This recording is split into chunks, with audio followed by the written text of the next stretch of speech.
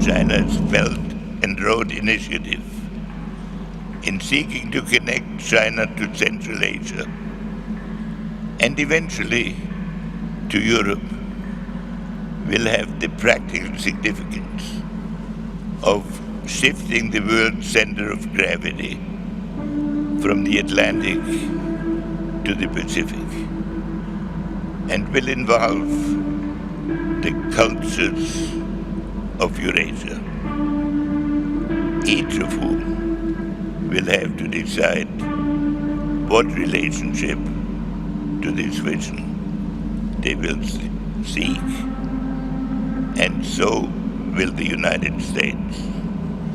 This is why many of us urged the United States to join the Asian Infrastructure Investment Bank when it was proposed by China.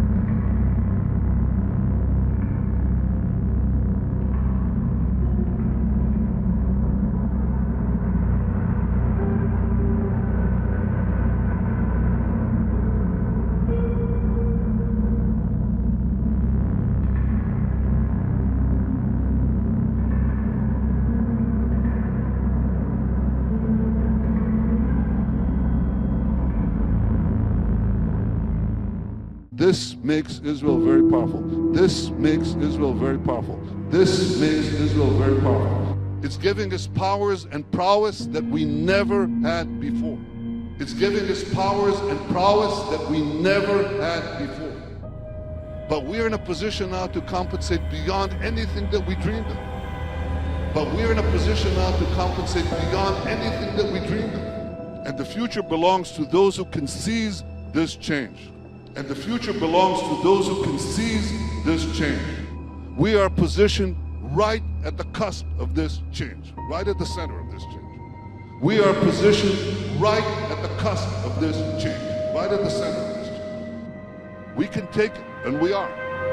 It's changing. We can take it, and we are. It's changing.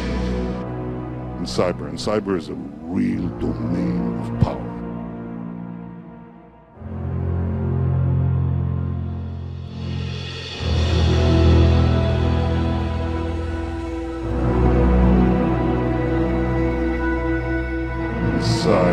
Cyber is a real domain of power. Oh my God! Oh my God! Oh my God! What? Oh my God! It's terrorist activity! That is what do we do?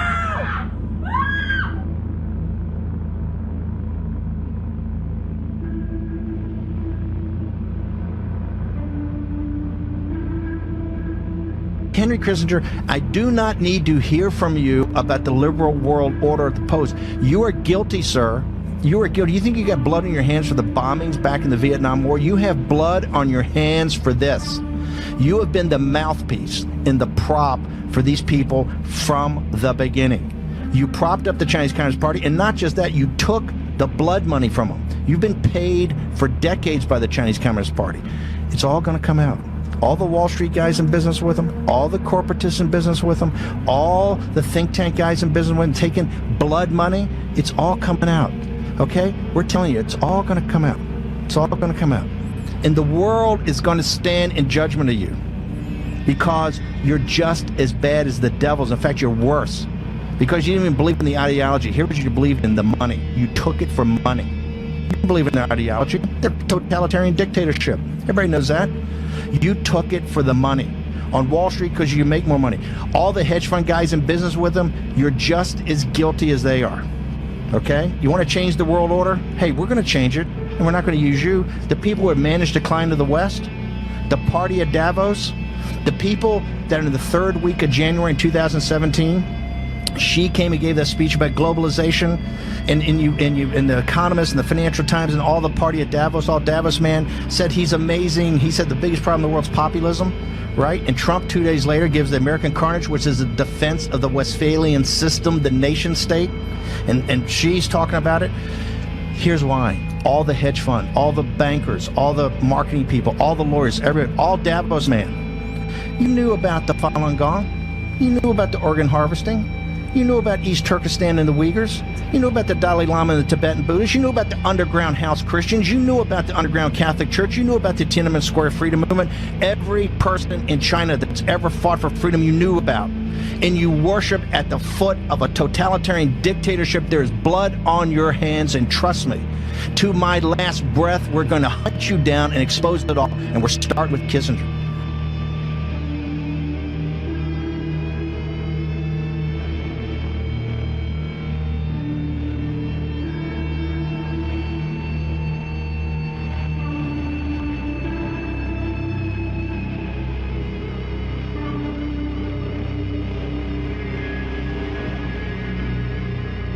Perhaps you can now understand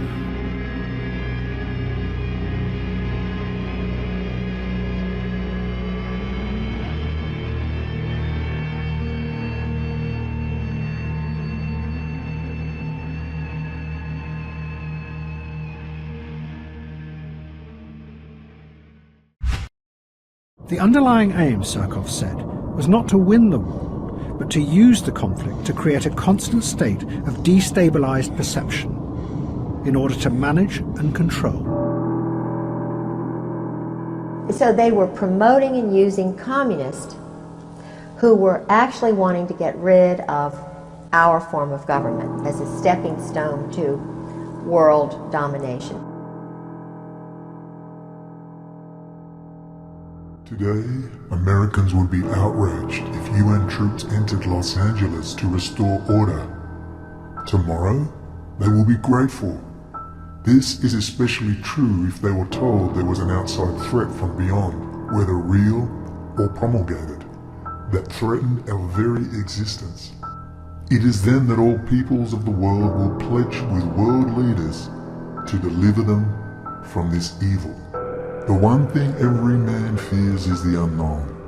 When presented with this scenario, individual rights will be willingly relinquished for the guarantee of their well-being granted to them by their world government. Henry Kissinger, Bilderberg meeting, Evian, France, May 21, 1992.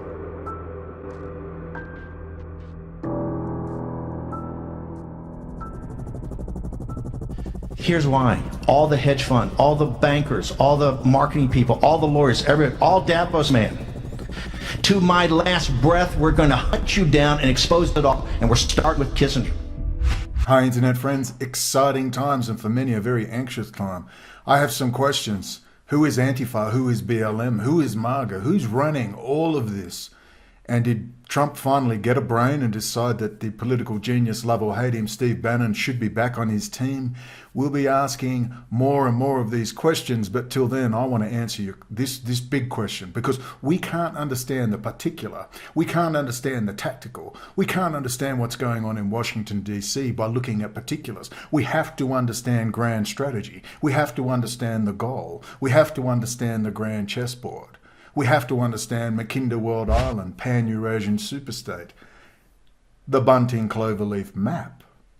When we understand those things and Israel's central role along with the banking cartels of Rothschild, City of London, Paris, France, Frankfurt, Germany, and of course, Basel, Switzerland for the Bank of International Settlements, and Zurich, only when we understand the banking system running through Wall Street, down in Wall Street into serving and retired generals who are also involved in drug trafficking. Thank you, Kay Griggs.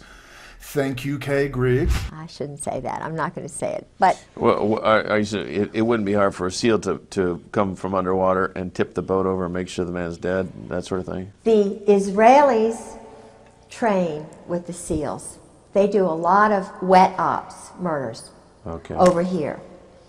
According to my husband, he works with those people. They do a lot of money laundering in the banks, cash transactions for the drugs that they're bringing over through Latin America, the Southern Mafia, the Dixie Mafia, which is now my husband's involved with in Miami. The military are all involved once they retire. They're, they go into this drug and secondary weapons sales. Only then will we understand, sitting on the board of Lockheed with Henry Kissinger, George Soros, the dialectic. They run things. There is no right, there is no left. Let's now watch this quick extract after we look at the date. And the date is, ladies and gentlemen, it is 2:32 p.m. Central Standard Time, Austin. Sunday, January the 17th, and things are heating up. Where will they go?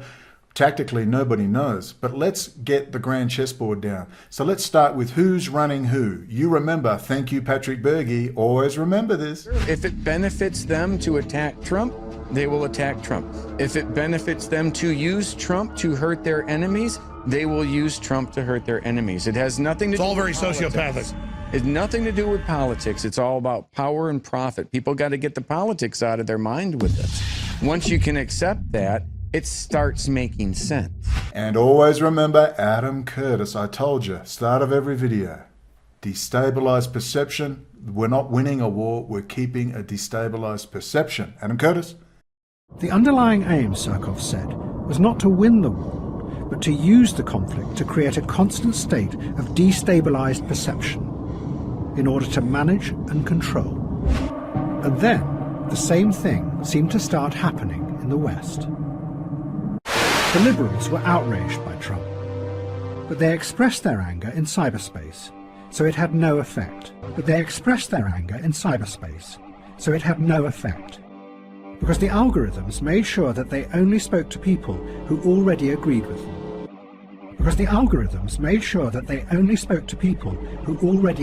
them. Instead, ironically, their waves of angry messages and tweets benefited the large corporations who ran the social media platforms. One online analyst put it simply: angry people click more. It meant that the radical fury that came like waves across the internet no longer had the power to change the world. Instead, it was becoming a fuel that was feeding the new systems of power and making them ever more powerful. Okay, Boris Berezovsky. Consider the fascinating perspective of the recently deceased Boris Berezovsky, once the most powerful of the Russian oligarchs and the puppet master behind President Boris Yeltsin during the late 1990s. After looting billions in national wealth and elevating Vladimir Putin to the presidency, he overreached himself and eventually went into exile.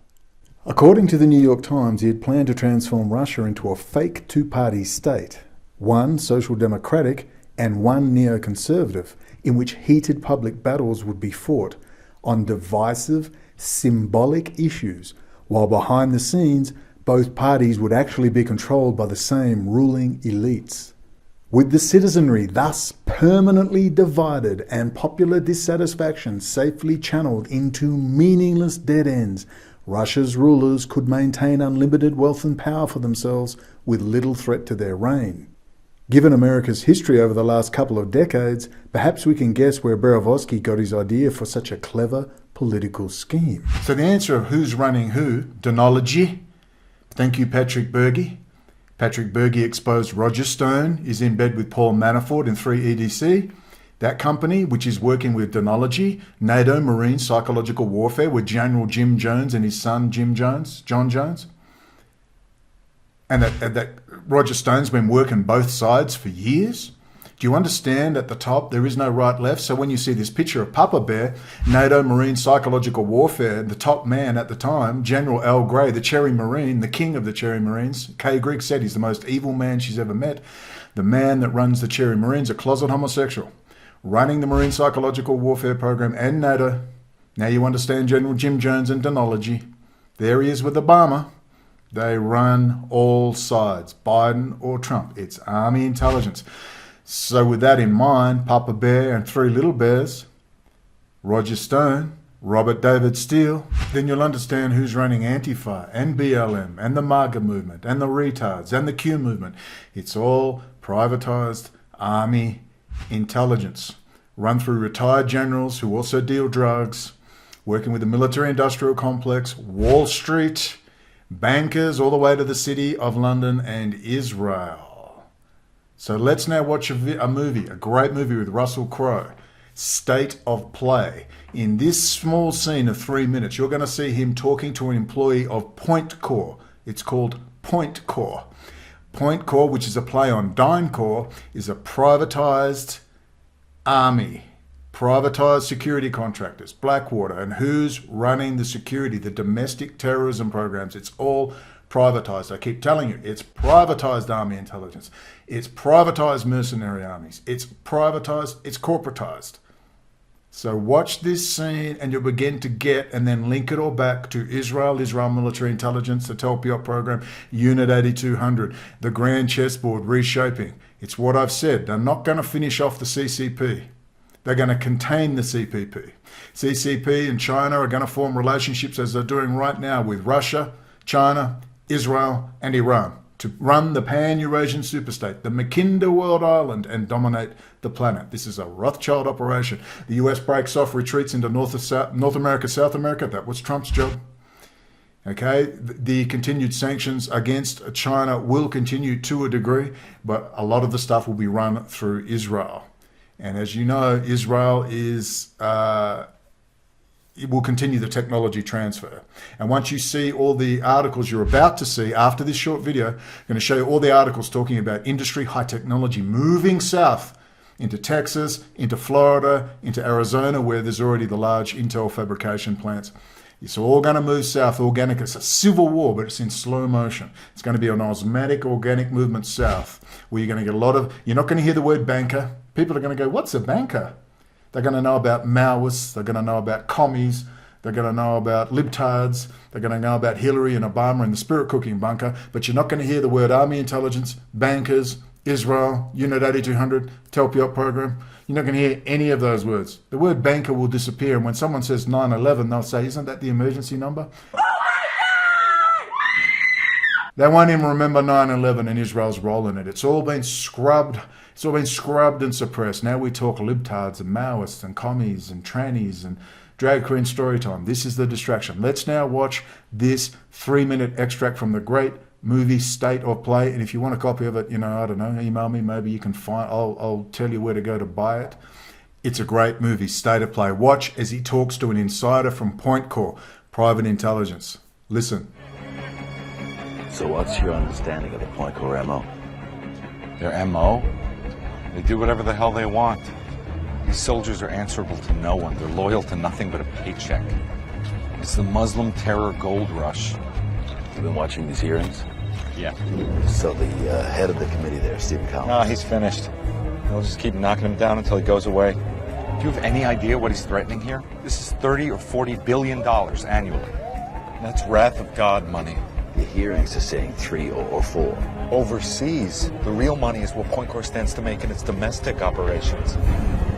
I wasn't aware that they had any. Who was sent in for crowd control after Hurricane Katrina? Us. Private security contractors deputized to shoot at American citizens. Who's training Chicago police on new interrogation techniques? Soon, Point Corps will take over from the NSA on phone taps, terrorist databases, all of it. It's a fundamental restructuring of domestic intelligence policy. It is the privatization of Homeland Security. Billions and billions of dollars. Now, you really think they're going to forfeit all that because some hero from the 7th District of Pennsylvania thinks that they should? Okay, I hope you're starting to get it, and you understand what Antifa, BLM, and all these movements are. And the kids, a lot of these generals are out there running these things. There's formal and there's informal. The people at the top are all army intelligence, privatized. Denology. Thank you, Patrick Berge, for exposing Roger Stone and Manafort's involvement in that. Let's quickly play this quick extract from Rats in the Ranks. The link is below. And, Paul Manafort, we were Manafort's #1 partner, his company, 3EDC, which included Roger Stone, which I like Roger Stone, right? But these guys all messed with our elections. Photograph of you with Robert David Steele. Yes. Standing under a portrait of, is it Theodore Roosevelt? Yes, it's at P.J. Clark's restaurant here in Washington, D.C. And the picture is 100% authentic. We had a very pleasant dinner together. And we talked, global strategy. Patrick Berge exposed something very, very, very important with that Shadowgate. It wasn't as deep as I'd like. But now do you understand Robert David Steele hanging out with Roger Stone at that restaurant talking grand strategy, exposed by Jason Goodman? It's all in Rats in the Ranks. Understand it. There's no right, left. It's just playing us. They are playing us big time. Breaking off the United States, moving everything south, separating us, bringing in robots and drones to sort us out in good time. We better watch out. Trump is clueless. Biden is clueless. They just do as they're told. They're puppets. And I'm afraid it's a little late, Trumpy. It's a little late, Trumpy. You listened to your sexually whacked up daughter and your closet homosexual son-in-law called Jared Kushner, didn't you? And got rid of Steve Bannon, an Office of Naval Intelligence. There's a reason Bannon don't like little Jared Kushner. Again, Rats in the Ranks. They've done, this is called elite capture. This is the British East India Company model of how you go in and capture the elites, and with a handful of guys you run the deal. We are a tributary state to China. One of the strong themes in my book, is Bibi Netanyahu. Very, very old family friend of the Kushners. Bibi Netanyahu is like the grand chess master he may as well really have been our Secretary of State. And I think you can't underestimate the influence of Bibi here. It was Bibi's idea to really have the US soften its attitude towards Russia because he thought it would be helpful in batting down Iran and Syria. This is not a view that is shared by many of our, any of our mates, security analysts who deal in the region. Well, one of the things that's been pointed out by critics of the book is that Steve Bannon seems to be one of the principal sources, though you never say explicitly whether you interviewed him or not. And obviously, quite apart from the other problems with Steve Bannon. To my last breath, we're going to hunt you down and expose it all. And we're starting with Kissinger.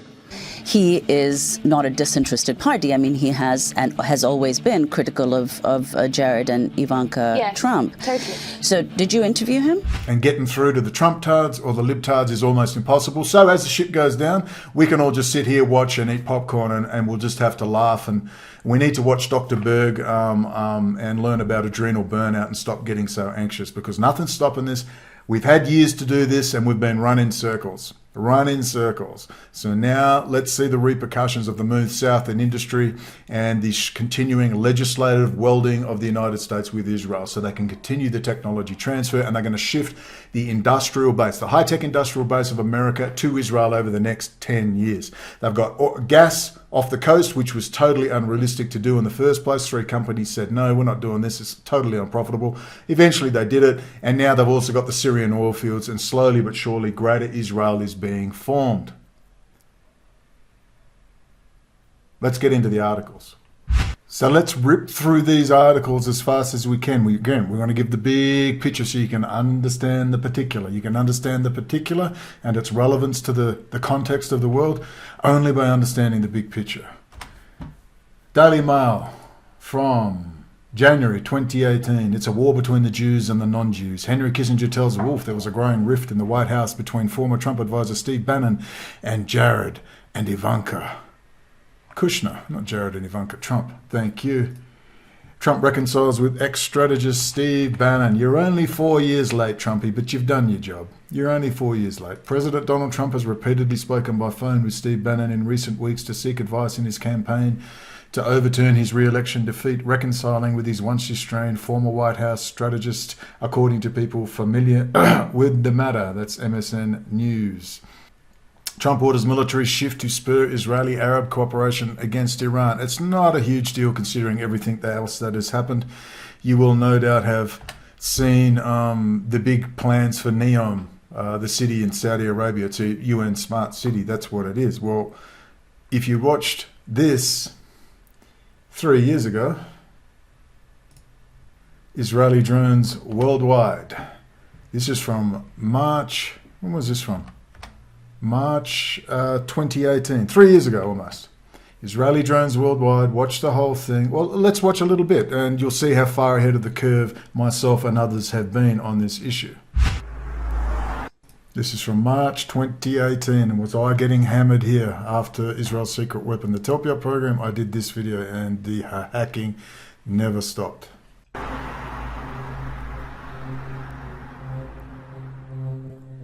The Smart Cities program is being totally run by Israel and is the new cornerstone of their control mechanism.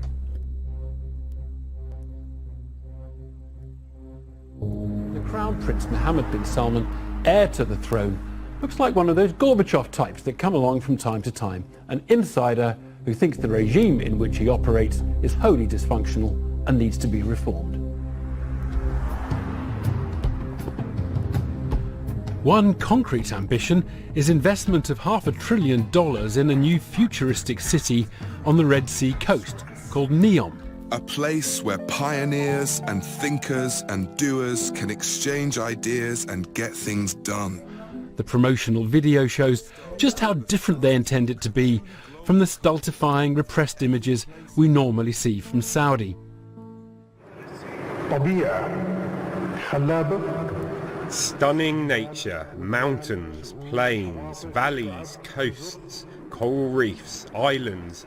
Mountains are covered with snow in winter, mild weather in summer, 10 degrees less than the other Gulf cities and capitals.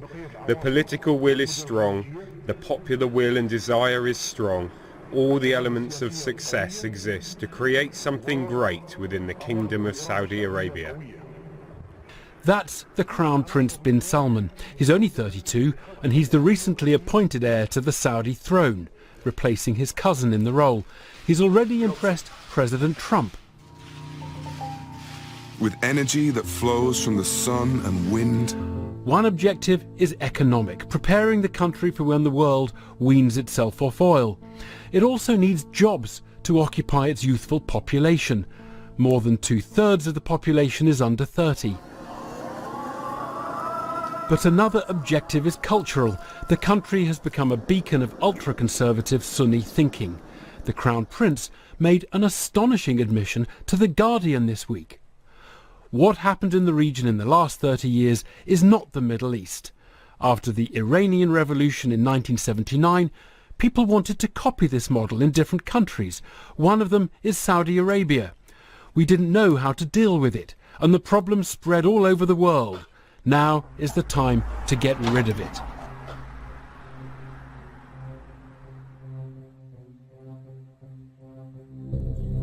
This is just 3 years old.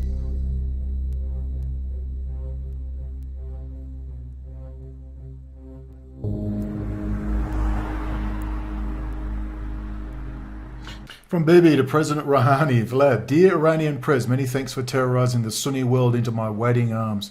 More billions in cash to flow from Swiss and German banks. Please tell Nasrallah to send the missiles, have an indictment to avoid and Greater Israel to build, not to mention the smart kosher cities to pen up the woken goy. You take the East Bank and I'll take the West Bank of the Euphrates. Deal? Give my regards to your wife Esther, love always, Bibi. Compact cities Alex Jones warned us about 15 years ago when he was slightly relevant and slightly objective. Everything is linked, from self-driving cars to power grids to water and food supplies. It's all being run from Israel and every single country is signing on to it. Every country, no exceptions. It's a world takeover, possibly the final phase, the beast system. Someone tell Alex his best friend Bibi is running the show. That is an excellent video. It's one of my faves. A lot of people who followed me say that's their favourite video. Done under really difficult circumstances in a windowless hotel room in Kuala Lumpur in Chinatown. So all this stuff has been coming along, and we've been talking about it as a group for nearly 4 years. I kept telling people we've got to go to crypto forums, we've got to military forums, we've got to go to IT forums, and no one would do a damn thing because they weren't allowed to. Literally weren't allowed to. That was Joseph Davies' friends. So that's what you're seeing happening. Greater Israel is being built. That's what's happening. Saudi, Syria, it's all going to be Greater Israel. You watch them just welded into Greater Israel in the next 10 years. You just watch. They'll get the industrial base over from the United States, slow motion Morgenthau plan, keep you in constant terror and anxiety. Under the War Powers Act, we'll talk about the report from Iron Mountain, we'll talk about Major Jordan's diaries, we'll talk about technology transfer, we'll talk about Professor Anthony Sutton, Wall Street and the Rise of Hitler and technology transfer to the Soviet Union. It's all the old books, the report from Iron Mountain, all the old stuff we all knew, Colonel Fletcher Prouty, Bill Cooper, Ezra Pound, Eustace Mullins, Ted Pike, you name it, G. Edward Griffin, and it's almost forgotten. It's almost like you went to this new breed of nut freak moron out there and that's who's that? Who's Bill Cooper? What's the report from Iron Mountain? Well, we're going to talk about that. So hopefully we can educate some of the morons. Here's what else is, this is not on Fox News. They didn't put it up. So someone grabbed it and put it up, a Ted Pakul or something. This was incredible. I couldn't believe it. I thought the white nationalists was going to be used to Jew bait and scare American Jews into the arms of Israel. I thought the white nationalist movement would rise up and then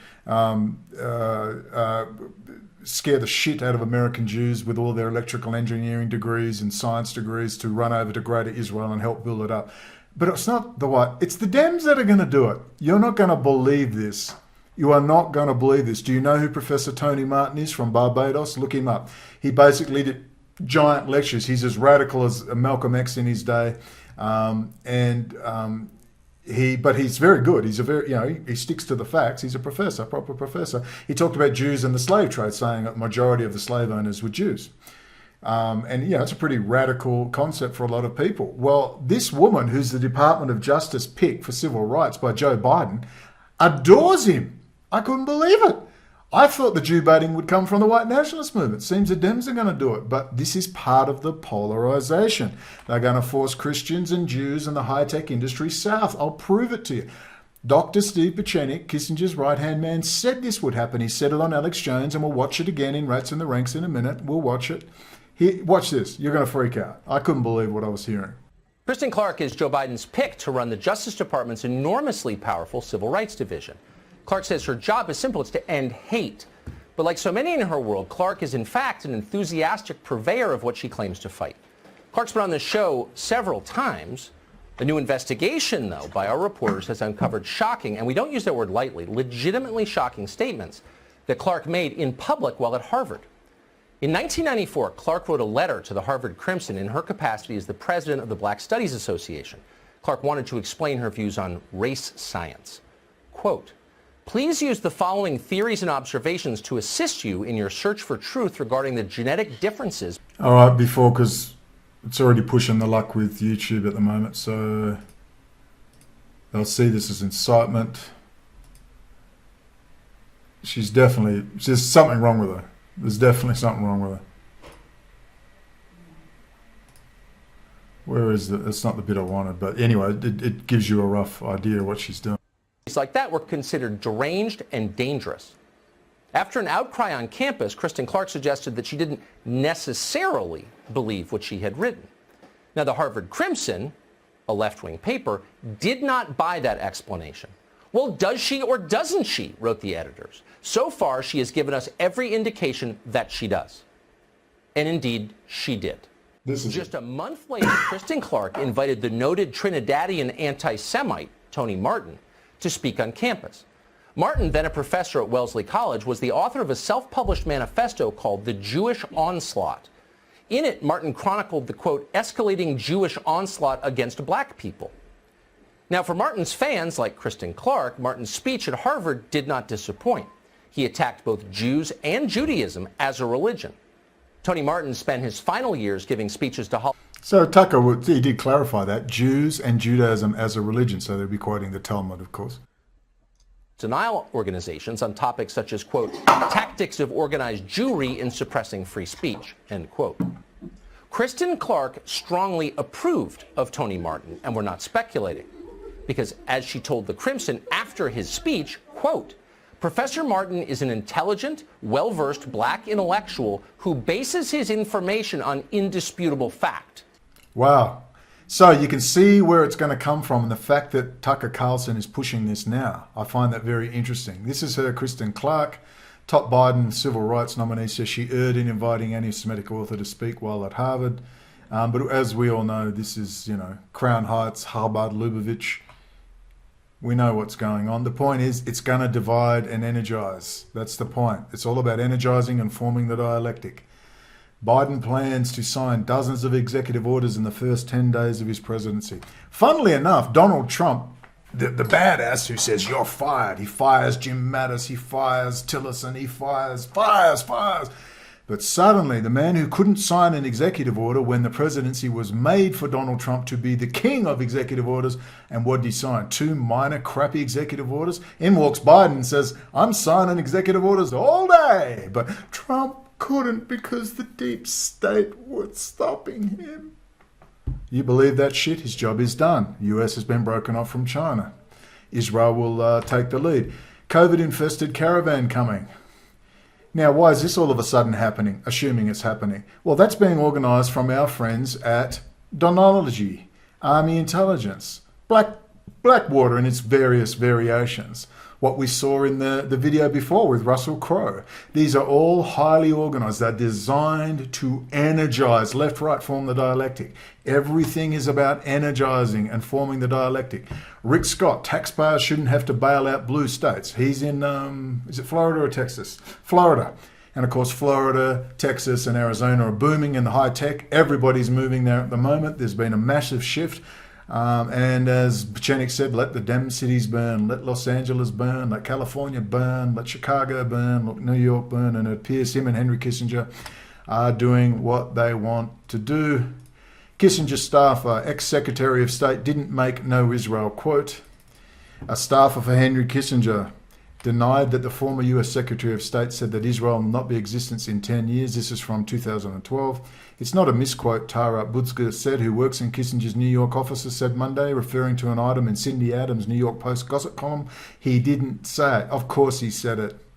This is very interesting. This page disappeared 1 hour ago. It was up till 1 hour ago. Henry McCow posted an article of mine featuring this page. Fortunately, I saved it. So what page aren't you allowed to look at? The Jewish Outlook, a publication of Shalom Austin. What does it say? The Texas-Israel Chamber of Commerce.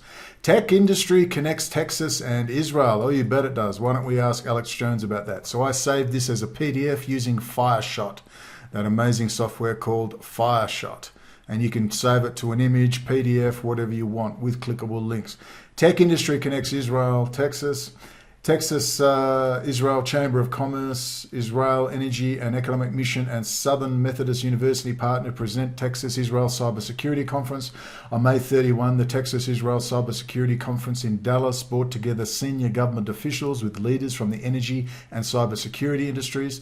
U.S. Secretary of Energy Rex Pierre, House Homeland Security Committee Chairman Republican Michael McCaul, and Republican John Ratcliffe spoke to the importance of the U.S.-Israel relationship concerning energy and the cybersecurity and the strategic significance of Texas in this regard. Isn't that right, Alex Jones? How interesting. Well, let's again, the link, I'll put this up as they've taken it down. I'll put this up as a PDF saved to the cloud.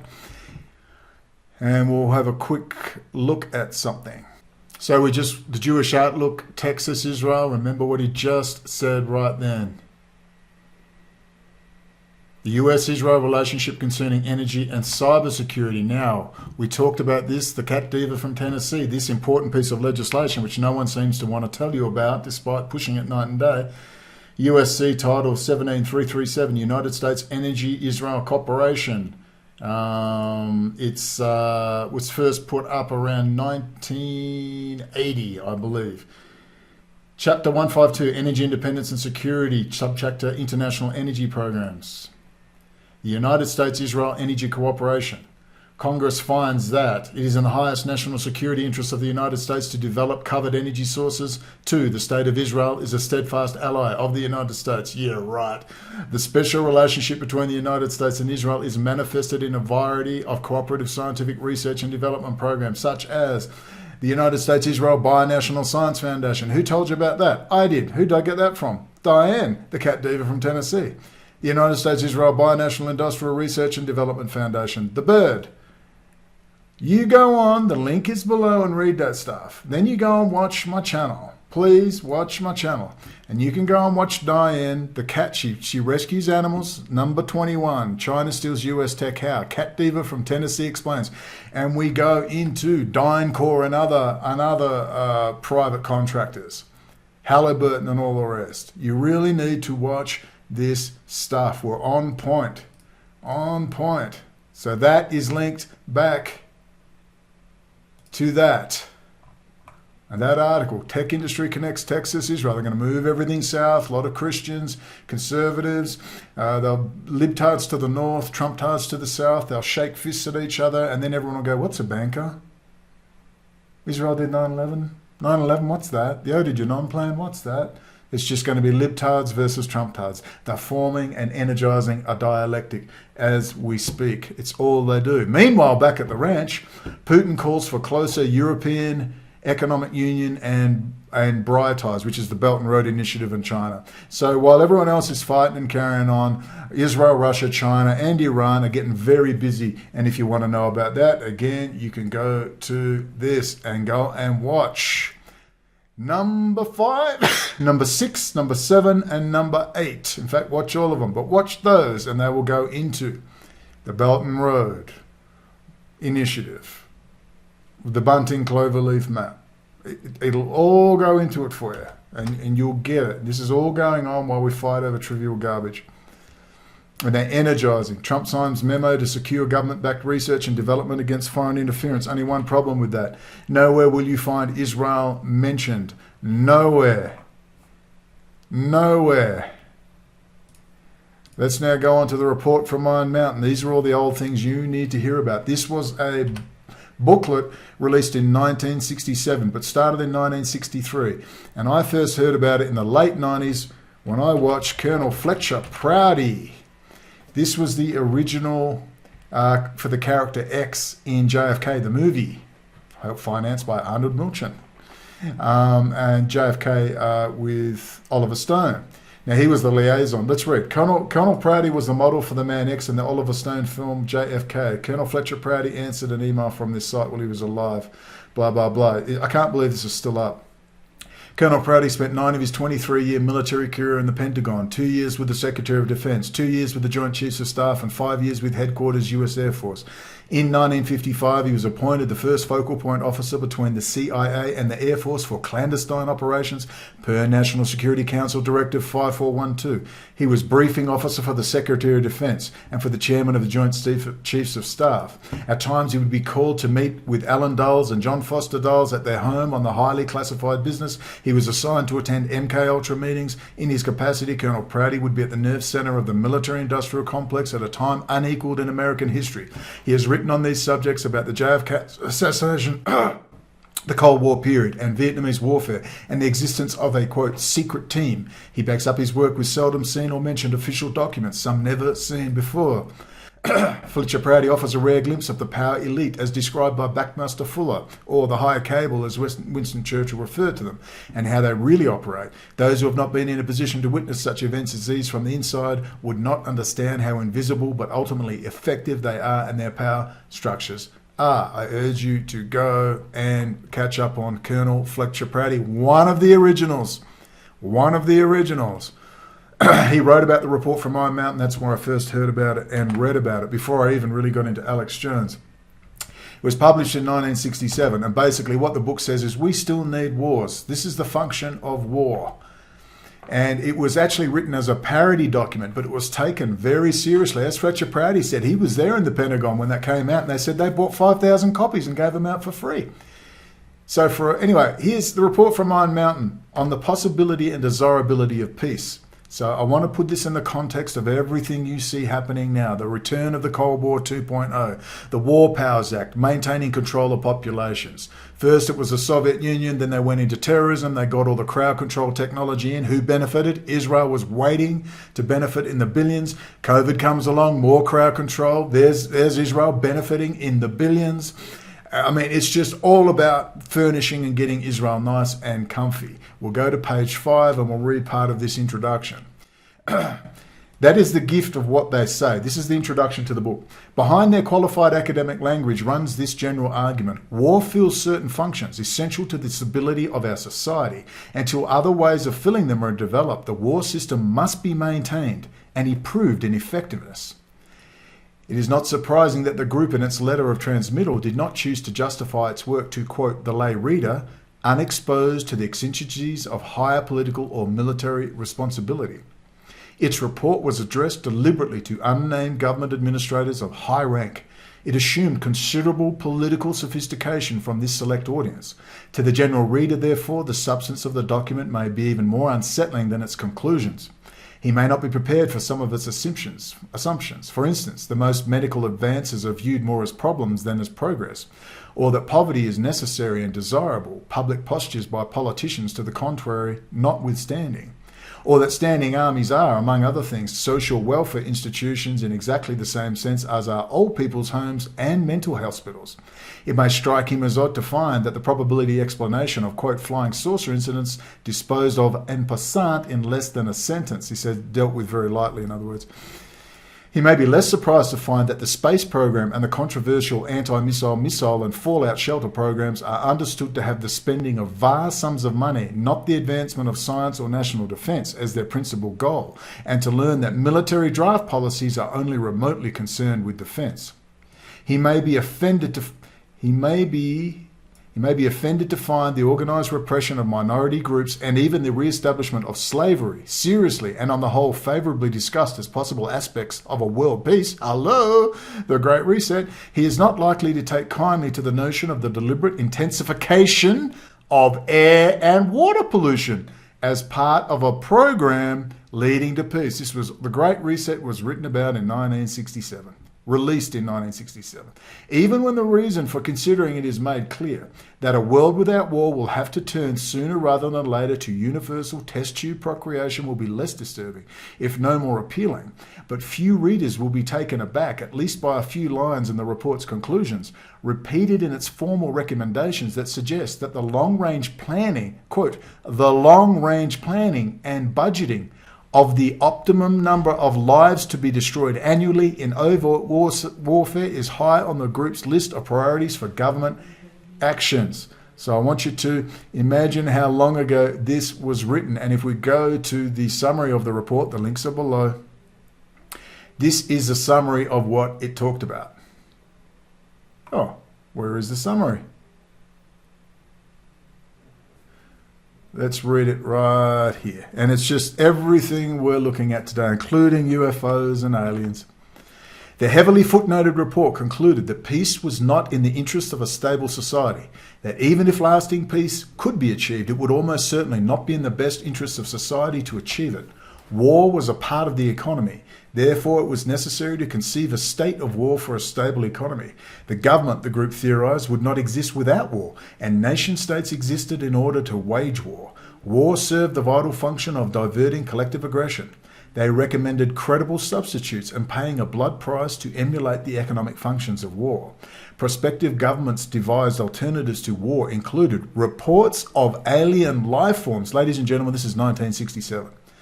The reintroduction of a euphemized form of slavery, quote, consistent with modern technology and digital and political processes, and one deemed particularly promising in gaining the attention of the malleable masses, the threat of gross pollution of the environment. Entire ecosystems are collapsing.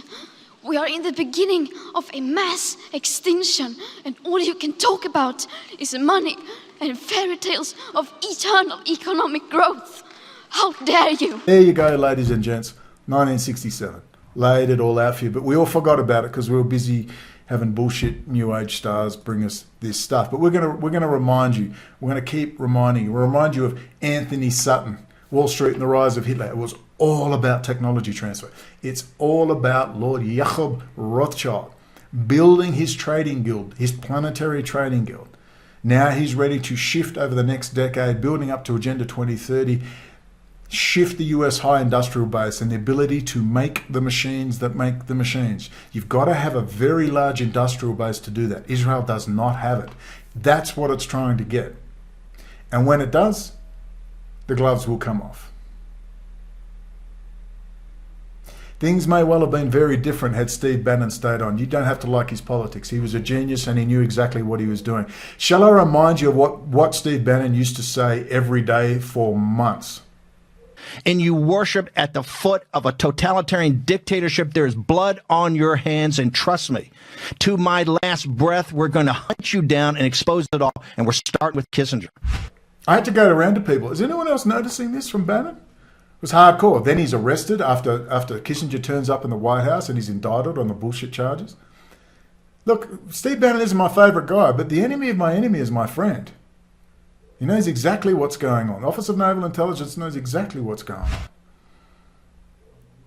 So Trump's done his job. Now it's about consolidating back into North America, South America, the energizing. I mean, why else do you think these people, Biden, some of the stuff coming out of Biden and his people's mouth, we're going to, go after people, we're going to not let them have jobs. It's a radicalization program. They're trying to radicalize the same way Israel was radicalizing Islam, funding these lunatic groups with their mates in Saudi. You understand how this works? And now they're going to energize and radicalize the United States. It is the Ode du Non plan, come to the United States. That is what is going on. Donald Trump doesn't have to know what's going on. It's about destabilized perception. It's about increasing anxiety.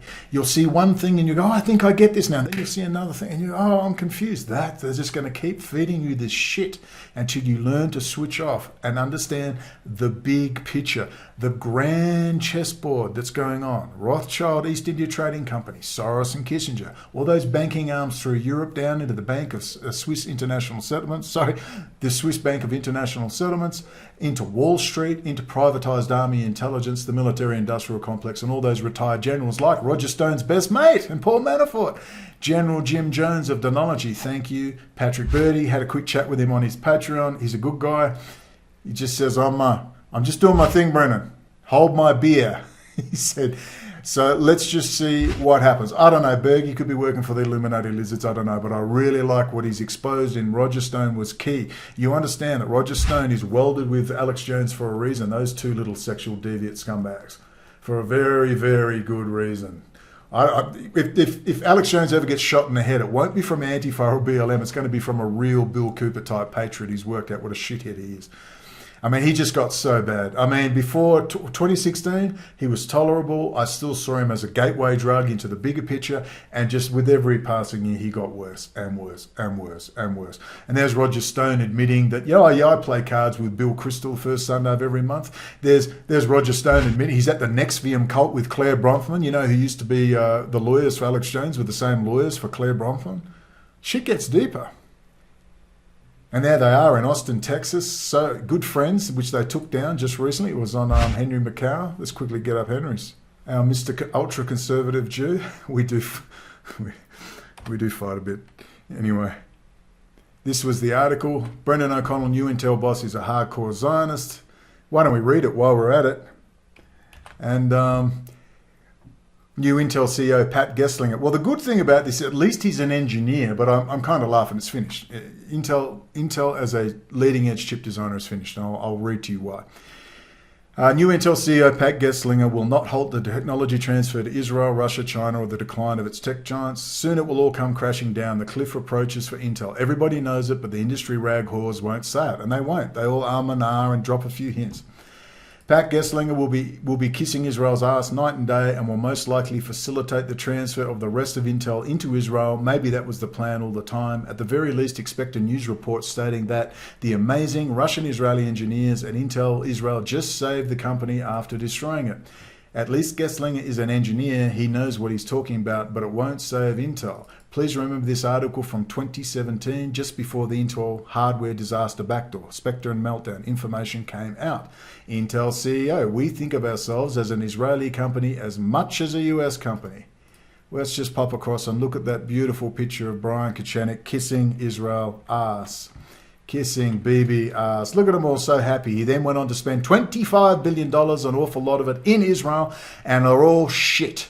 They all have to be flogged off, and they're crap. That was a gift. It was extortion. Was he ever on Epstein Island or a various other Israeli military intelligence equivalent? Maybe Whitney Webb could have told you about that, but she didn't. At this time, ex-CIO Brian Kachanik was spending up to $25 billion on failed startups that now have to be divested. An awful lot of that money was gifted to Israel. Intel is the Levi jeans of American industry. It is also a massive national security disaster. Just add it to the list. Intimately involving Israel and especially Benjamin Netanyahu, pimp rent boy for the Lord Rothschild himself. Taiwan Semiconductor is investing a massive $25 billion in fabrication production. This won't come online for at least 3 years. There is no saving Intel as the world's premier chip developer. The lack of analysis on this is amazing. Intel spent $20 billion on a big wafer monolithic die production process that simply does not work. Yields are 10 to 20% max. This will go down as one of the biggest production disasters in history, assuming you believe that. In fact, it may be. The design process was so full of flaws, integrated backdoors for Israel, that the design cannot be made secure. That may be another explanation. AMD has 90% plus yields on their chiplet design process. That means they can make small silicon die wafers and then weld them together via their patented Infinity Cache system. In the past, it was a system that was too slow. AMD made it work, and it means massively high production yields, and they can easily scale up and down with varying designs. Not only does the production process work, it is highly efficient, making for cheaper products. Although because they have no competition, they are charging a premium to make acquisitions of new company technologies like ARM RISC-based processing designs. Apple, using that ARM system, is their only competition, but they are a completely different market for now. And that this chiplet design is being approached to everything now. NVIDIA is doing it. Intel says they're going to do it 6 years behind. They're not going to, oh, spelling mistake, PhD in English Lit, Henry. Yeah, Apple is going to triple in price. It's just not going to stop with Apple. They just can't put a foot wrong. They're even doing better than AMD. Apple bought up 80% of the new Taiwan Semiconductor 5nm production process. The new M1 chip design is being raved about, along with Apple's ability to match exactly their own chip design with their own software, operating system, and associated hardware specifications. It means a highly efficient and perfectly matched ecosystem, including their renowned advertising and marketing system. Apple doubles from $1 trillion to $2 trillion in 1 year. They will probably triple in another year as Intel investors slowly work out just how crippled Intel really is. The Apple, go and read about it. It's an amazing chip. I hate Apple with a passion. I think they're overpriced, overheating crap. I mean crap. But now with their own chip, my God, they're going to dominate retail, and they may even move in away from just creative stuff. They may move into corporate. I mean, who knows? But their integration of their designs now, I mean, they're using the same chip designs that they have in their phones. So they have full app. All the apps can go from the phone to the iPad Pro to the MacBook Air to the MacBook Pro to the Mac desktop powerhouses and even into the corporate sector. And they'll all work on the same system. Man, they're going to dominate. The Apple M1 chip peak power usage is at 25 watts. Equivalent AMD designs are at 65 watts. And the M1 chip with no active fan cooling is beating these AMD and Intel top chips at some activities like video editing. That should be video rendering. Intel are fielding, so they're in specialized places, it's just killing it. Single-threaded and multi-thread. It's an incredible little chip, man. Apple, I'll give them credit. Apple are going to dominate a certain sector of the market, and AMD will dominate the corporate for a while, but there's a lot of competition. Everyone's building their own chips. Qualcomm, Microsoft are doing the same now with Windows, and you can guarantee that'll bull. So maybe that's the plan. We'll crash Intel, this huge company, man. Let's crash it. We'll buy it up for nothing. Move the whole thing into Israel, including all R&D, Oregon, Arizona. Let's just move it, or California, let's move the whole thing to Israel, and suddenly they'll come up with this new ARM chip. Suddenly this new tech will pop up, and they're back to their, $200 billion capitalization. That's BB does, when BB does a scam, man, he does a big one. Intel are fielding some of their mediocre new chips that they scrape off the production floor when they can, and I'm only half joking, and they are a joke. Not only are they not in full production and availability, just as they're about to come out, AMD moves on to the next top-level production process. So AMD have next dibs at the new 5nm process, and they're already creating killer chips. All that keeps Intel Corp going is the fact industry and corporations are welded to their Intel server and data center chips with proven specialized software. This is what is keeping the money flowing in. It takes years to prove and certify AMD-based specialized software and hardware, and that process is now well underway. The AMD EPYC series of data center processors thrash Intel to the point of irrelevance. They have twice the processing power at least and use a minimum of 30% less power on average and often much less. This is important in giant data centers and server farms where your electrical bill can amount to millions a month in large centers. Also, more heat equals more cooling costs and physical space. Imagine you need to expand your data center and you can buy AMD that are cheaper, twice as powerful, 30% less to run, and have 1/10, literally, the security problems Intel have. You think that's a big decision to make? When Intel security flaws came out, Intel Core did not tell the US government and DHS, they told China months before. Who do you think made that decision when you have Intel saying, quote, we think of ourselves as an Israeli company as much as a US company? And there's, BB and China are hand in hand. In the olden days, this sort of information would have been front and center everywhere, instantly. But the olden days are gone. Everyone is bought and paid for, and you will find it out. Watch. Books and documentaries come out about just how deep and broad the subversion is in the online culture war. East Germans were shocked to find that 1/3 of the East German adult population was a registered and paid for state informant of the Stasi. That's the East German secret police. Wait till you see how many internet stars are in the same boat. So, Intel Core can only tell its high-level corporate customers to wait so long for their magical chip to appear, so they save time and money by not transferring to AMD. Also, Intel Core Israel will be telling Xi Jinping to threaten Taiwan non-stop, thereby scaring off big corporate customers with promises of supply chain disruption and Chinese backdooring of Taiwan semiconductor chips, both Apple and AMD. Soon it will all come crashing down. The cliff approaches for Intel. Everybody knows it, but the industry rag whores won't say it. They might not get an invite to the next Intel convention. Their friends in the industry are also big investors in Intel, and I mean big. When the Intel share price intersects data center changeover to AMD, gravity will kick in, and heads will have to roll, and Apple's share price will triple, and AMD and Taiwan Semiconductor will control the future of the fourth industrial revolution in the palm of their hand, 100 miles from China. I told you about this in detail 3 years ago. In fact, as long as 2012 and my High Court synopsis, which reads like an expose on today, and I wrote that from jail. And the link is below to my UN refugee, and on page 601 you will find Appendix 8 High Court synopsis. I go into everything you are seeing today, and you will have to just copy and paste in that entire link, and you just paste and go. Don't click it, copy and paste it, because it won't include the encryption key. And you can just download that final UNHCR refugee application redacted. It's an amazing document. I'm very proud of it. And only now are the implications trickling out. Why is that? Am I a genius? Or is the MSM and alt media as whore-like and controlled as we all know they are? It is all going to come out. Thanks, Henry, for popping that up. And then the links I put to that were, of course, changed. And that was the link here. Suddenly, 2 hours ago, it was there. Now it's not there. And that's that one. Jewish Outlook, Tech Industry Connects Texas and Israel.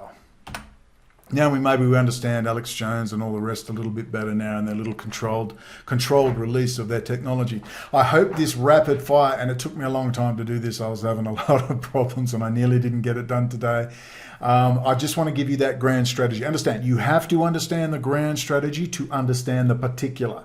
You cannot understand grand strategy from the particular. You've got to have the grand strategy first to understand how this is all intersecting together down here. Okay, so when you see them go after the CCP, which is the correct thing to do, while I was willing to give Trump a chance, I say in that video series, Rats in the Ranks, what do I say? If you go to Rats in the Ranks, which is 10, 11, and 12, but I actually have a playlist. I'll put the link, again, the link is below for the playlist. Rats in the Ranks, Psych Warfare, and the internet stars. And it's a very good series, starting at number 1. Rats in the Panks part 1 of 3. I urge you to watch the whole thing. The whole thing. All 3, 50 minutes. They're excellent. Kay Griggs is in there. Henry Kissinger, the communists, linking them all together. General Al Gray and Robert David Steele hanging with Roger Stone. Patrick Berge exposes Roger Stone as hanging with General Jim Jones. NATO Marine Psychological Warfare. Denology. Shadowgate. My God. Manafort, guilty of sin, that prick. All of them. Thank God for Patrick Berge. Thank God for Patrick Berge. Anyway, I hope it's starting to make sense. It's Army intelligence. Remember the start of this video. Russell Crowe, state of play. They're privatizing everything. And they're hiding it under corporate, control mechanism and corporate privacy and all the rest. That's why they love to tell you to get rid of government. Get rid of government, they say, the stupid, dumbass libertarians. Even Alex Jones has worked this out. And what? So what, the libertarians, they win, and what, the corporations just take over? How are we meant to have a say? The state is your vehicle for you to have a say. The state can be your friend, assuming you want to involve yourself in politics. If you don't want to involve yourself in politics and run your own life, someone will run it for you. It's your fault, man. Stop blaming the Jews. Stop blaming the elite. Stop blaming the bankers. Let's just stop it. It's us. We're fucking lazy. It's comfortable. And we need to have, on my private server, on my private Patreon account, if you come on board, we'll be interviewing from very serious people from Europe who know a lot about Julius Evola and sacred tradition. And we'll have the argument. Democracy does not work. Whether it's a limited republic or a constitutional monarchical parliamentary democracy, they don't work. People love to be told what to do. They want a king, and they need an elite of the finest. They've got to be the finest people, physically the finest. This is what Hitler wanted. His favourite author was Julius Evola, also Steve Bannon's favourite author. Sacred tradition. There's a lot of truth in those writings. But I want to give the Marlborough man and the Marlborough woman one last run in America, free of the interference from Israel, AIPAC, and the banking cartels of Europe, who've been desperately trying to get America back under control with its crazy notions of individual freedom. That freaked out the elite. What? All those inbred elites claiming they are the rulers of the freaking universe, the morons. Why do you think you saw an explosion of technology in America? Because you had all these people coming together under this concept of freedom and personal development and personal striving. And you got all that innovation. Of course, there was a bit of thieving going on there where Roosevelt stole 600 patents off Churchill in exchange for Lend-Lease. And the British have never forgotten those 600 patents.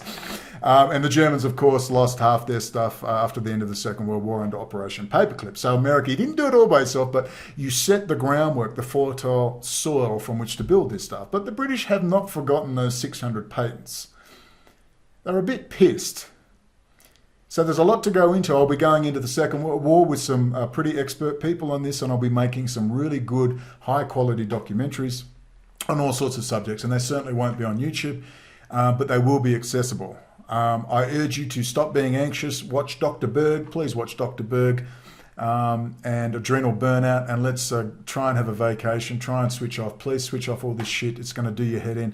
They're going to rile you up every day. There's going to be a new scandal. There'll be a caravan of trannies with drag queen story time coming up from Guatemala next, and they're just going to have all this crazy stuff, and they're going to be polarizing, and they're going to be energizing, and revving it up to make that split off into north and south. And down there, all the conservative Christian Israel lover morons can scream libtard, and then all the libtards in their free latte, free abortion clinic cafes will be screaming Trumptard, and everyone will go, what's a banker?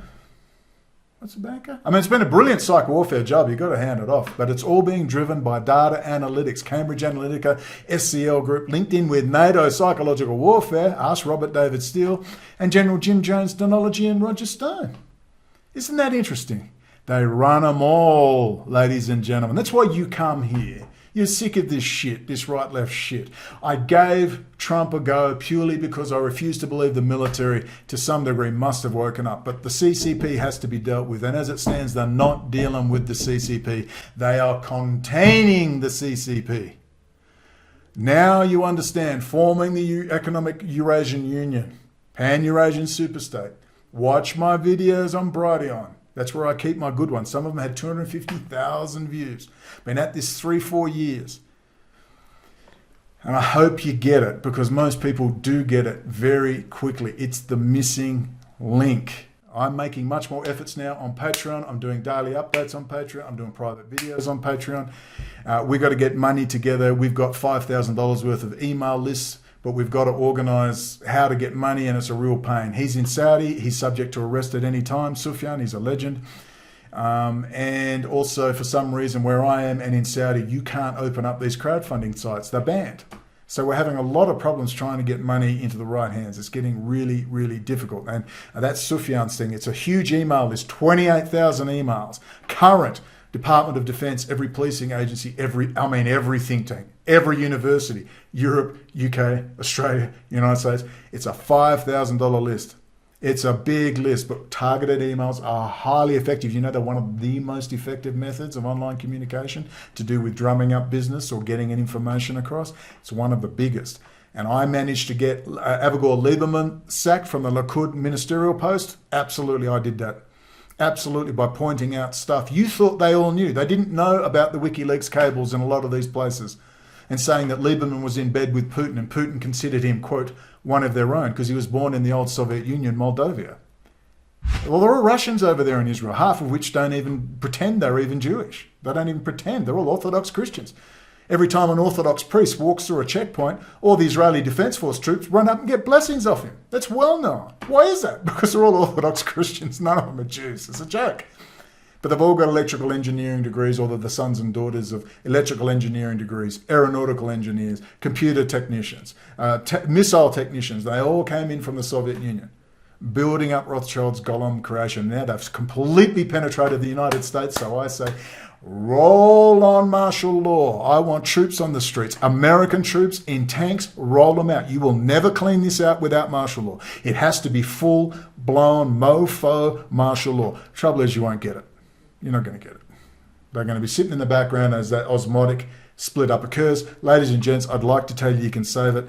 It's my opinion is you can't. No one will get offline. I tried for 4 years. I begged and I pleaded, and I'll be going into that later, and you'll see just how controlled the whole operation is. The best you can hope for is that we maintain the narrative while everyone else flips off in 500 different directions. We know what's going on. Bankers, banking cartels, Rothschild, Federal Reserve, Wall Street, Bank of International Settlements, Switzerland, running the international crime syndicate from the forward firebase Israel. We get what's going on. Retired generals with Henry Kissinger on the board of Lockheed, tied in with Wall Street, blah, blah, blah. We understand. We remember 2008 and the housing crisis bubble, $5 trillion robbed from the US taxpayers. How do you think Xi Jinping's paying with US dollars? He can't build anything overseas without US dollars. He has to buy stuff. No one wants these stupid yuan. He has to buy raw materials. How do you think he's buying it? That's your money, America, in 2008. They stole it right off you and laughed at you. The head of Lehman Brothers just laughed at you and went, yeah, too bad. And I'm paying myself a $40 million bonus. So fuck it. Clearly you love abuse. America. You love abuse. So don't talk bankers now. Remember, libtard, Trump-tard. Remember, you're not falling for that right-left shit. You know at the top, they run everybody. We've got to maintain the narrative. If potentially the ship goes down, whatever happens. So let's be kind to ourselves. Let's relax a little bit. Maybe switch off the TV. Whatever happens is going to happen. And good luck. God bless America. God bless the United States Marine Corps and their armed forces. Remember your constitutional oath. If the US goes down, if you love freedom, it's over, baby. It is over. O-V-E-R. So while we fight, let's fight. Ciao for now, Horafes, Jumpalagi, Jumpananti. Adios, muchachos.